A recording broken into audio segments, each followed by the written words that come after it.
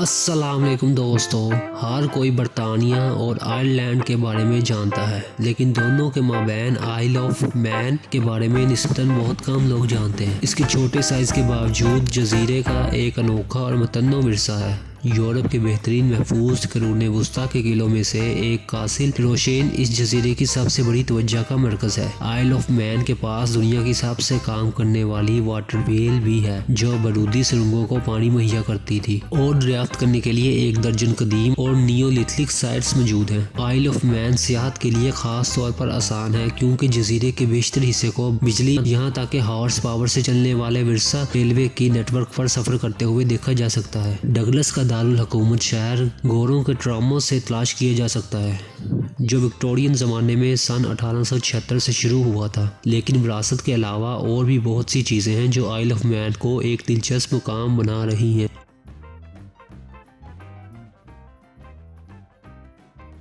Irish समुंदर में आइल of man England, Scotland और वेल्स के दरमियान तकरीबन बराबर है। इस जजीरे की लंबाई 53 किलोमीटर लंबी और 21 किलोमीटर चौड़ाई है। इस जजीरे पर सिर्फ एक पहाड़ है, स्नाइफेल, जिसकी बुलंदी 621 मीटर है। आयरलैंड, इंग्लैंड, स्कॉटलैंड और वेल्स को पहाड़ की चोटी से देखा जा सकता है। पहाड़ियों की काफी हद तक फैला हुआ है और अच्छी तरह से तयशुदा वादियों के दरमियान है। साहिल के बाकी हिस्से में चट्टानों के बरक्स जजीरे का फ्लैट शुमाली मैदान में सैंडी लंबे साहिल है। 2/3 से ज्यादा लैंड मास कास्ट किया जाता है। 2016 की आइल ऑफ मैन मरदमशुमारी की रिपोर्ट के मुताबिक इस जजीरे में 83,314 अफराद आबाद हैं। पिछली मरदमशुमारी में रिकॉर्ड शुदा 84,497 रहायशियों से 1.4% कमी की नुमाइंदगी करती है। औसत रिहायशी 42.5 साल पुराना है और तकरीबन 1/3 रहायशी दारुल हुकूमत डगलस में रहते हैं।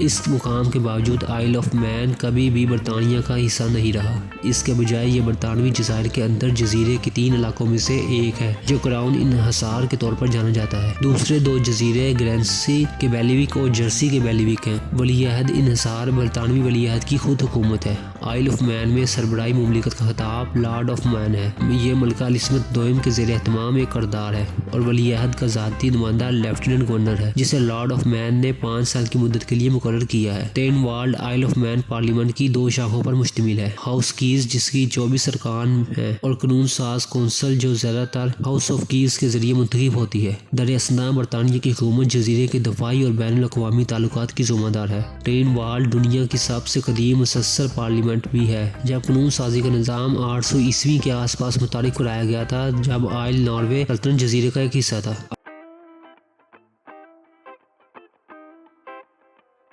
आइल ऑफ मैन में टैक्स लगाने का निज़ाम अपने पड़ोसियों से बिल्कुल अलग है। कोई सरमायाजात टैक्स, स्टॉप ड्यूटी या वरासत टैक्स नहीं है। ज़ाती इनकम टैक्स के लिए मियारी शरह सिर्फ 10% है और इससे ज़्यादा शरह 20% है। अजाफी तौर पर कुल काबिल अदायगी आमदनी पर फी शख्स 1,75,000 यूरो का टैक्स कैप मौजूद है। आइल ऑफ मैन की अपनी एक करेंसी भी है, आइल ऑफ मैन पाउंड IMP। हम इसकी इतनी ही कीमत है जो बरतानवी पाउंड स्टर्लिंग के बराबर है, जिसे वसी पैमाने पर कबूल भी किया जाता है। कम टैक्सों और मुख्तलिफ टैक्सों से छूट ने बहुत सारे मालदार अफराद और कुंबे को जजीरे पर आबाद होने की तरकीब दी है। लेकिन कंपनियों के लिए टैक्स लगाने के निज़ाम का सबसे ज़्यादा कशिश हिस्सा कॉर्पोरेट टैक्स की मियारी 0 की शरह है। ताहम 10% की ज़्यादा शरह बैंक सरगर्मी और खुद कारोबारों पर लागू होती है, जिनका सालाना काबिल टैक्स मुनाफा 5 लाख यूरो या इससे ज़्यादा है।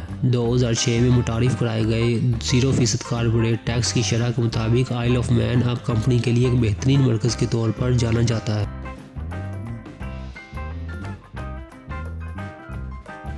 ख़वातीन का हक राय दहिंदगी, ख़वातीन को इंतखाबात में वोट डालने का हक है। 18वीं सदी में फ्रांसीसी इनकलाब की तरफ मुतवज्जा तहरीक की पहली अलामत का सुराग लगाया जा सकता, लेकिन 19वीं सदी के आखिर और 20वीं सदी के अव्वल तक खास तौर पर कामयाब नहीं हो सका। हैरत की बात यह है कि छोटे से आइल ऑफ मैन ने दुनिया भर में लाखों ख़वातीन की राह ली। टिनवाल्ड आइल ऑफ मैन पार्लियामेंट पहली कौमी पार्लियामेंट बन गई, जिसने 1881 में ख़वातीन को वोट डालने की इजाज़त दी। 21 साल से ज़्यादा उम्र के तमाम मर्दों, स्पिंस्टर्स और ख़वातीन को अपना वोट डालने के लिए काफ़ी मालदार होना पड़ा। इन शराइत के बावजूद ये सिनफी मसावात की तरफ एक बड़ा कदम था, जिसके बाद सन 1893 में न्यूजीलैंड, 1906 में फिनलैंड ने इसकी पैरवी की। मानचेस्टर में मायूस कुन तहरीक की रहनुमाई रहनुमा लेडिया बेकर बड़ी हद तक इस मुमताज़ तब्दीली का ज़िम्मेदार था। उन्होंने इस जजीरे का दौरा किया और 1880 में 5 अवामी जलसों से खिताब किया और अपनी ख़वातीन सामीन में तब्दीली की ख्वाहिश को बेदार किया। टिनवाल्ड भी पहली पार्लियामेंट्स में शामिल थी जिसने 16 साल बच्चों को 2006 में वोट डालने की इजाज़त दी थी।